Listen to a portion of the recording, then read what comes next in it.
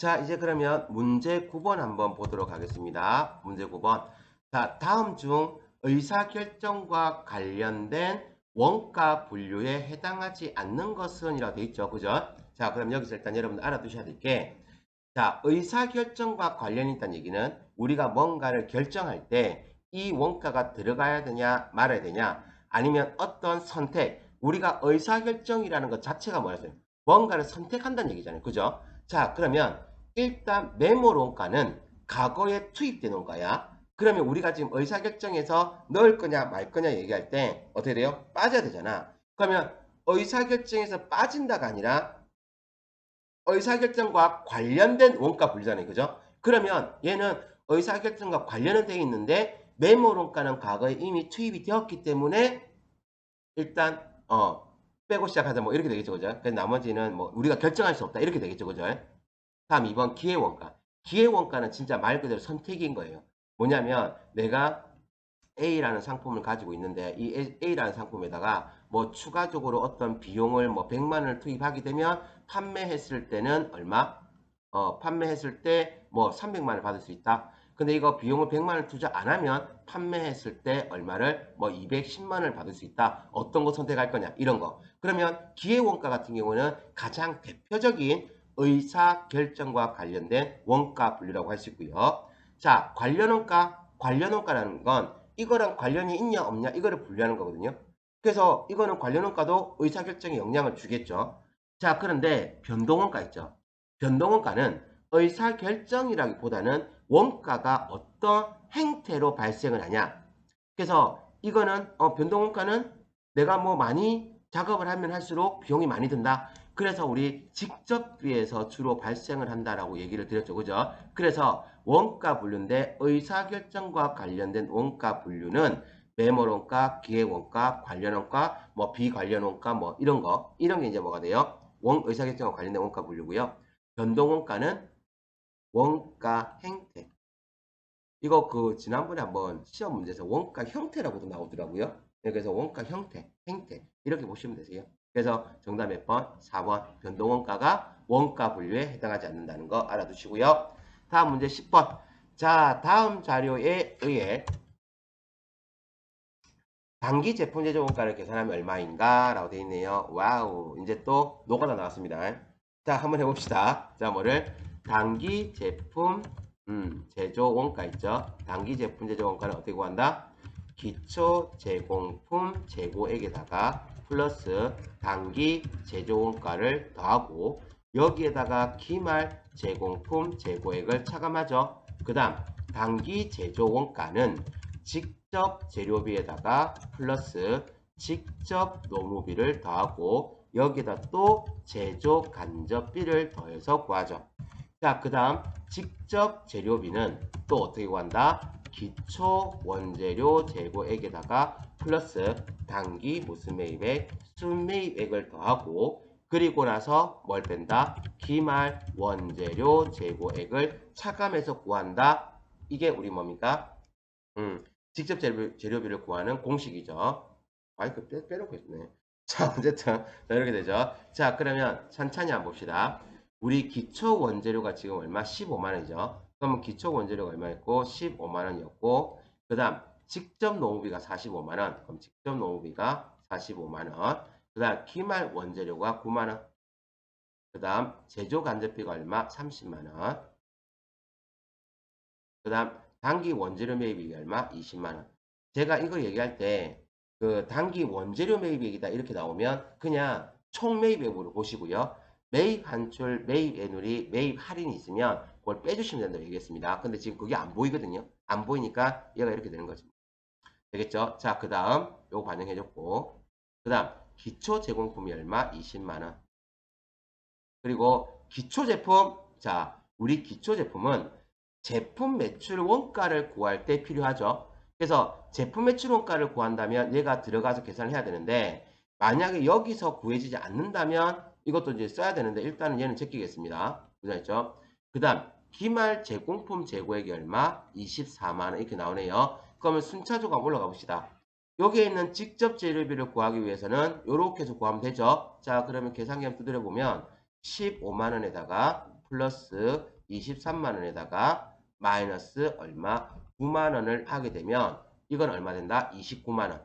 자, 그러니까 직접 재료비가 얼마 돼요? 29만 원이 되네요. 자, 그 다음 단기 제조원가는요. 요거 쑥 다 더해주면 되겠죠? 그럼 여기 29만 원에다가 플러스 45만 원 해주시고요. 플러스 제조간접비 얼마? 30만 원 하니까 이건 얼마 된다? 104만 원 이렇게 되겠죠. 그죠? 그러면 단기 제조원가가 얼마가 되고 104만 원이 되고요. 자, 그럼 요거 쭉 해주면 되겠네요. 그죠? 그럼 요 104만 원에다 플러스 얼마 해주고 20만 원 해주시고요. 마이너스 얼마? 24만 원을 하게 되면 금액은 얼마? 100만 원 이렇게 되겠네요. 자, 그러면 단기 제품 제조 원가는 얼마가 된다? 100만 원. 정답 몇 번이에요? 2번이죠. 예, 어렵지 않게 구할 수 있죠. 그래서 이거 우리 처음에 시작할 때부터 제가 이거를 얘기하고 시작했잖아요. 그죠? 요거는 여러분 시간 나는 대로 알아두시기 바랍니다. 그죠? 알겠죠?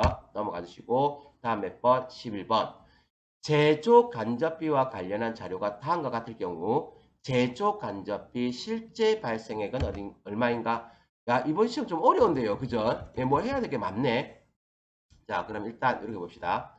우리가 실제 배부라는 게 있고 그 다음 예정 배부라는 게 있다고 누차 말씀을 드렸죠. 그래서 이게 전부 다 뭐에 대한 얘기? 제조 간접비를 배부하는 거다.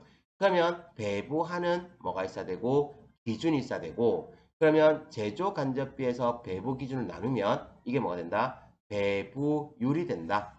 그러면 여기 다시 배부 기준에다가 배부율을 곱하면 이게 뭐가 된다? 배부액이 된다. 이렇게 얘기했죠. 자, 그래서 여기다가 조금만 제가 굵기를 좀 바꾸고 색깔도 좀 바꿔가지고요.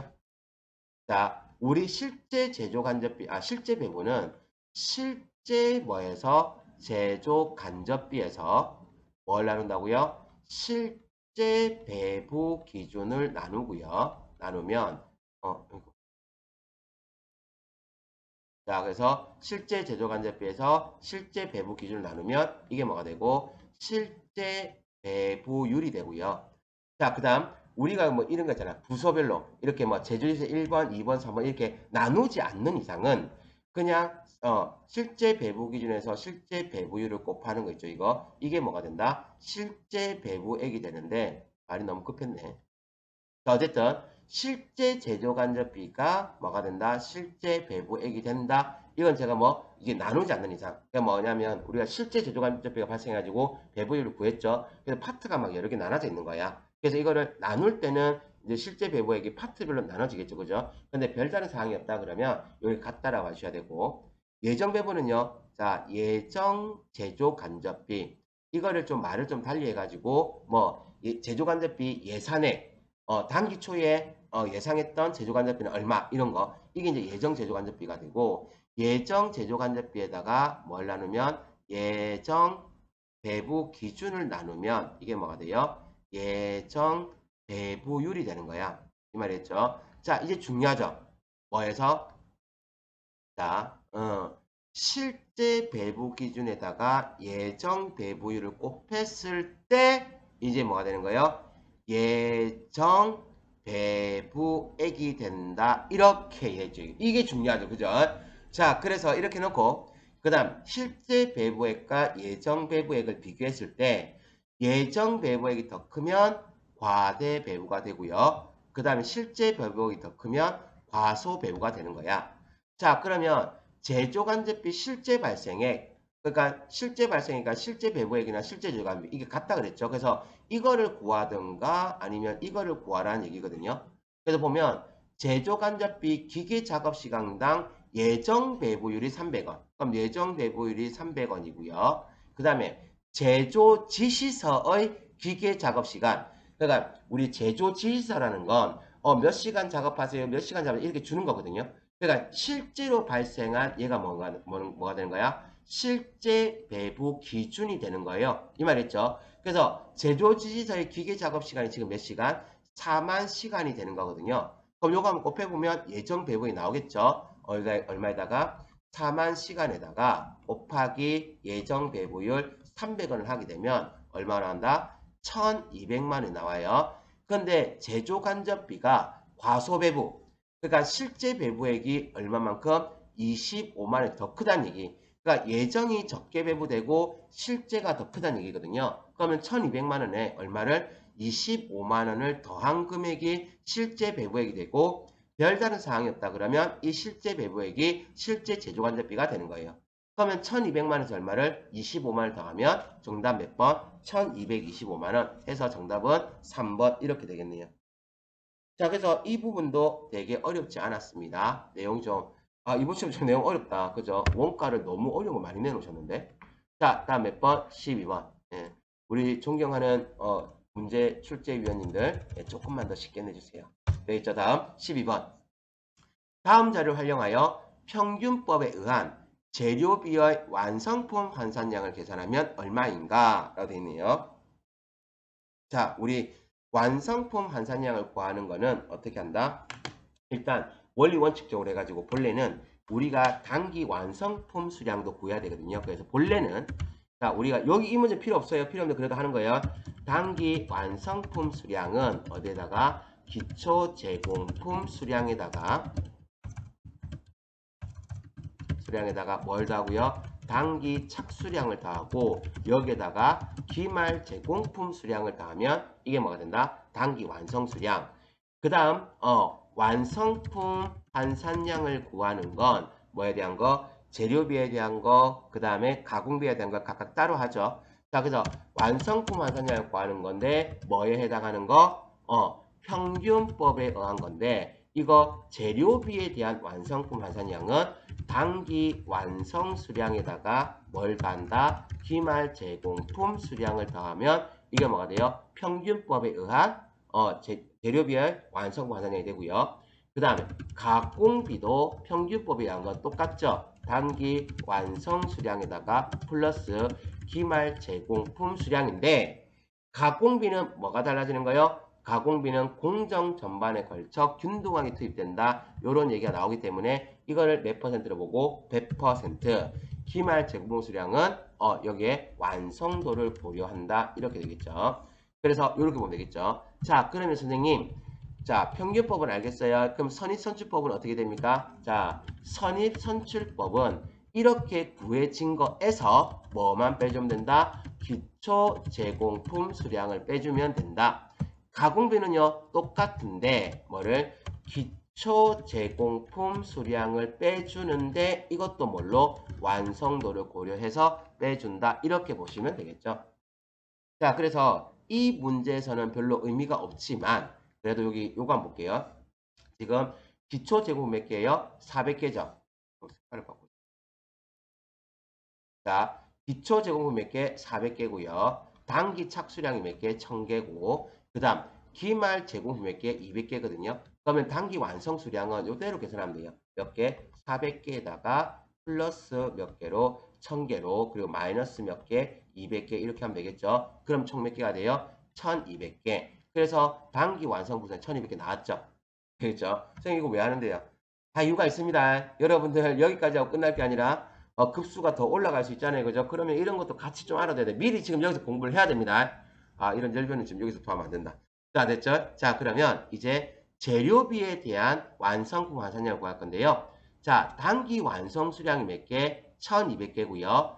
기말 제공 수량이 몇 개? 200개거든요.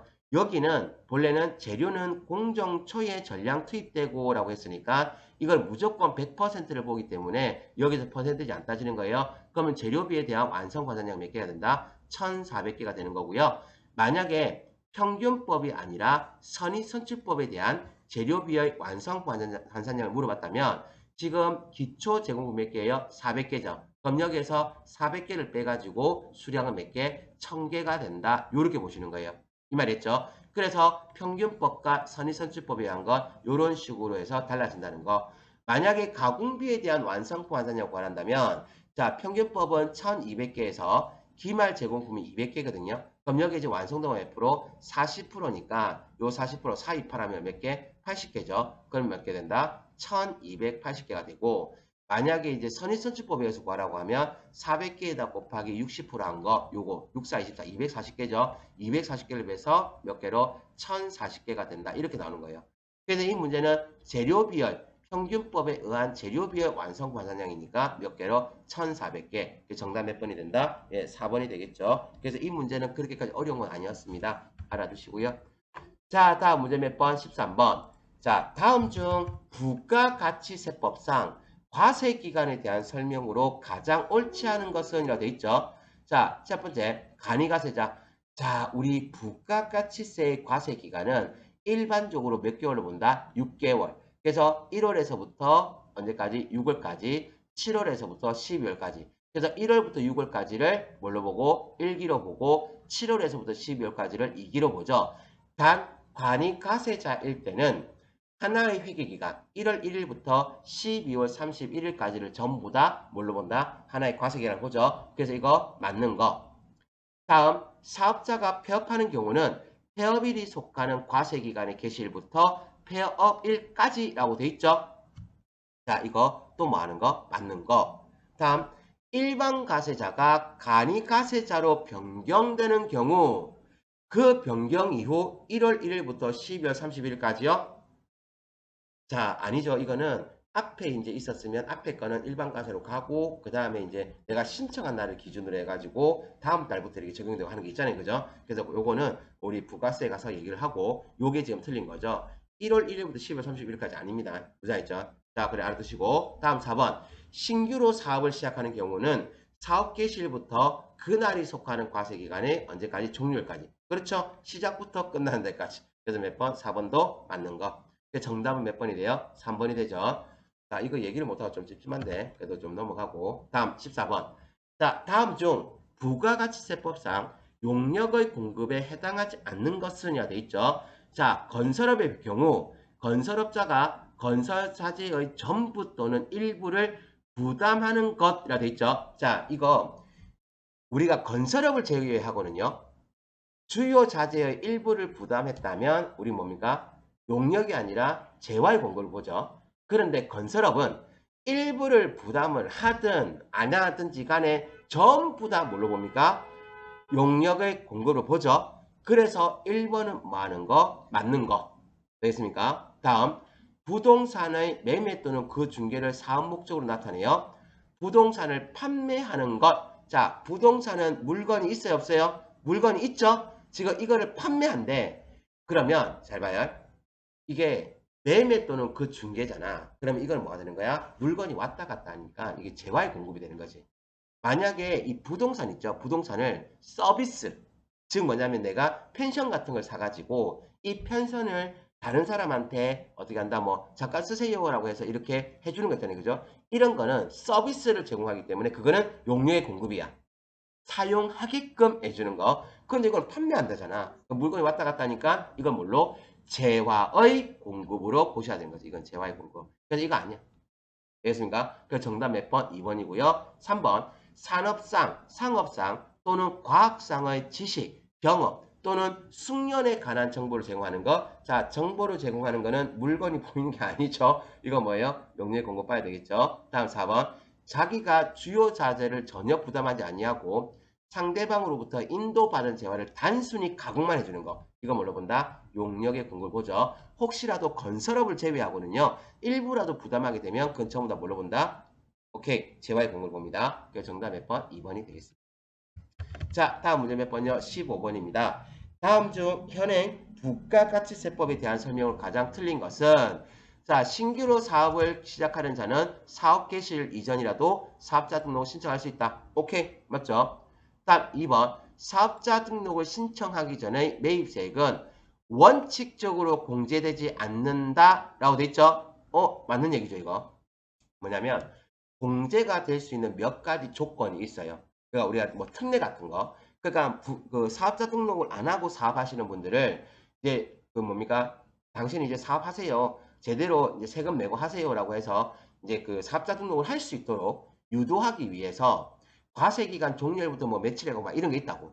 그래서 그거는 이제 뭐가 됩니까? 특례처럼 해가지고요. 매입세액을 공제해 줄 수 있는 방법이 있는데 원칙은 예, 원칙은 사업자 등록을 신청하기 전에 거는 공제가 된다 안 된다? 안 된다라고 보시면 되겠죠. 다음 3번. 주 사업장 총괄납부 시 종된 사업장은 자, 우리 주된 사업장이 있고 종된 사업장이 있다 그러면 우리가 주종이라고 해야죠. 주가 주인이고 종이 종업원 뭐 이렇게 보면 되겠죠. 그래서 종이 뭐가 되는 거예요? 따르는 거 밑에 있는 거라 보시면 되는 거라. 그래서 주 사업장 총괄납부 시 주된 사업장은 부가세 신고 의무가 없다라고 되어 있는데 있습니다. 이거 주의하세요. 이거 문제 잘 냈네. 자, 뭐냐면 주 사업장 총괄납부 제도랑 비슷한 제도가 하나 더 있죠. 뭐 있어요? 사업자 단위 과세 제도인데 이게 비슷하다고 해가지고 진짜 비슷한 게 아닙니다. 사업자 단위 과세 제도가 훨씬 더 큰 의미고요. 주 사업장 총괄납부 제도가 굉장히 낮은 의미야. 그러니까 할 수 있는 게 좀 적은 거죠. 뭐냐면 주 사업장 총괄납부 제도는 내가 사업자가 이런 식으로 4개가 있어요. 4개가 있는데 주된 사업장이 여기 있는 거야. 그래서 종된 사업장과 주된 사업장이 전부 다 뭐 하는 거예요? 부가세 신고를 해. 부가세 신고를 하고 내가 납부해야 되는 부가세는 주된 사업장에서 납부하거나 환급받아야 된다 그러면 주된 사업장 한 군데서 환급을 받는다면 이건 주 사업장 총괄납부 제도를 신청했을 때 사업자 단위 과세 제도는요. 세금 계산서 이런 거 발급부터 해가지고요. 신고하고 납부하고 환급하고 이걸 전부 다 주된 사업장 한 군데서 하는 거 있죠. 그게 사업자 단위 과세 제도인 거야. 그래서 여기에서 가장 틀린 걸 물어봤다면 3번이야. 이해하셨습니까? 정답 몇 번? 3번이 되고요. 4번 사업자 등록의 신청은 사업장 관할 세무서장이 아닌 다른 세무서장에다 할 수 있다? 맞아요. 되겠습니까? 그래서 정답은 몇 번? 3번이 틀린 겁니다. 되겠죠? 자, 여기까지 하시고요. 우리 잠깐 쉬었다가 또 문제 한번 풀어보도록 하겠습니다. 잠깐 쉬었다 할게요.